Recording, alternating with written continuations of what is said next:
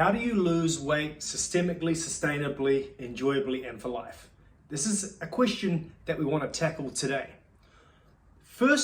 Very first question I'll ask you though is, what is your primary motivation for wanting to create body change? So let's have a look at some of the common ones and you can see where you fit within this camp. So if we look at the key social / emotional drivers for body change. What do you think they are? So if we really were to analyze this in depth, we would have a look at what they are. So let's look at a common one. The first one, if someone's feeling like this, from the poles to the equator, and let's imagine this person's imagining they want to look like this. All right. But what are the drivers most commonly associated when someone's feeling like this in society? What do they want to change? Well, the first thing could be as simple as societal pressure.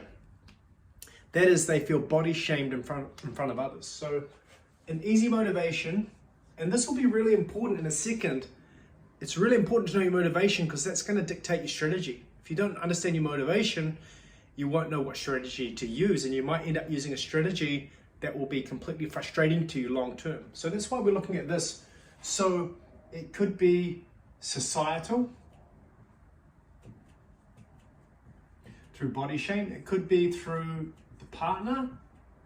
Okay, this person either they don't feel good in front of their partner, or they're wanting to attract into their life a partner that they really want, but they don't feel they have the confidence to do it, right? So then we go to another one. It could be in front of their peers. They don't feel an adequate sense of acceptance in front of peers, therefore they want to change this to this. It could be because of self-esteem. That is, they're feeling low about themselves because they're out of shape. So it could be actually personally driven. So it could be the self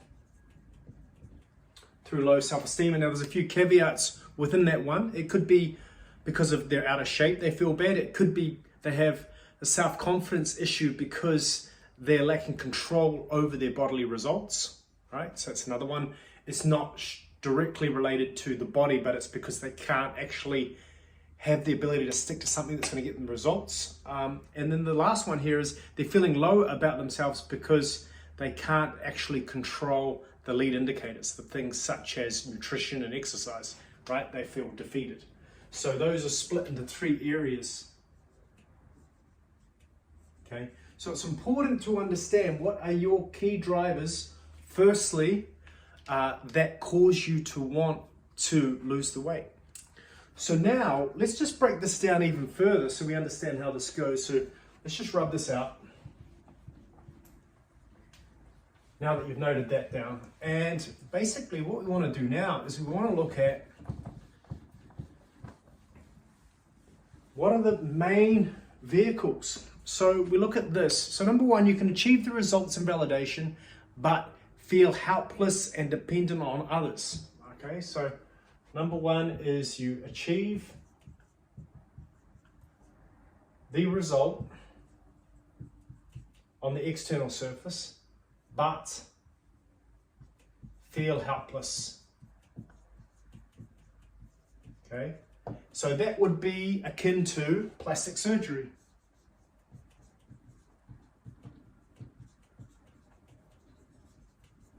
All right, what about number two? Well, number two is you achieve the result or validation, but you mask over the cracks. So number two is you achieve the result, but you're masking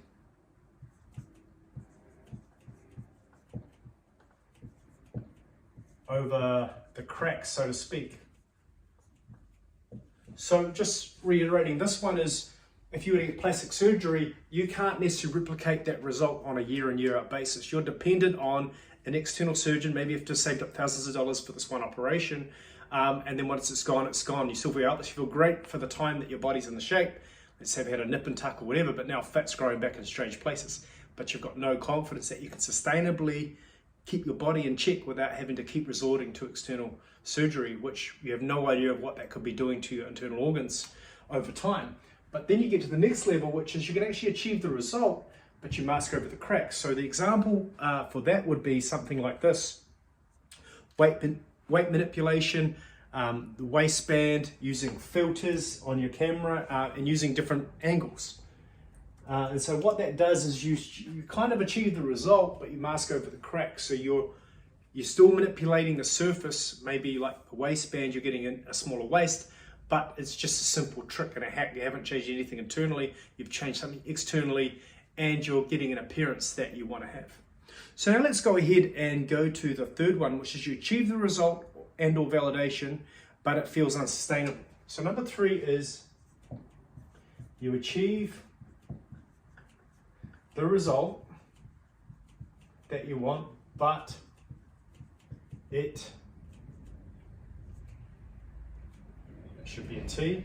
It feels unsustainable. Now, what's important about that one? What would be an example of something like that? Well, here it could be something like you really do actually transform your body through a calorie deficit. But the way in which you've done it feels really unsustainable. You might be running 2 hours a day and you might be eating 1,000 calories a day. And let's say your body needs 2,500 for maintenance, but you've gone and done that. So why that's important is you have a degree of internal confidence and success, but you don't have any belief that, number one, you can do it all the time, and number 2, you can maintain it, right? It's very one thing to get into a shape that you want to be in. It's a whole nother one to know that you can maintain it. So that's the third layer. And then the fourth level that you can get to, what do you think it is? It is achieving the ongoing result you want in a sustainable, controllable manner. So achieve ongoing result in a sustainable manner. And that is what we really want to get to have total confidence and total assurance. Okay, so have a think about which one you are, because this is going to set us up when we do the pyramid of methods. We're going to find out exactly why we've done what we've done, and if we've used actually a wrong strategy because we haven't been clear on what our external result was. So that being said, let's go ahead now and look at the 3 primary motivations.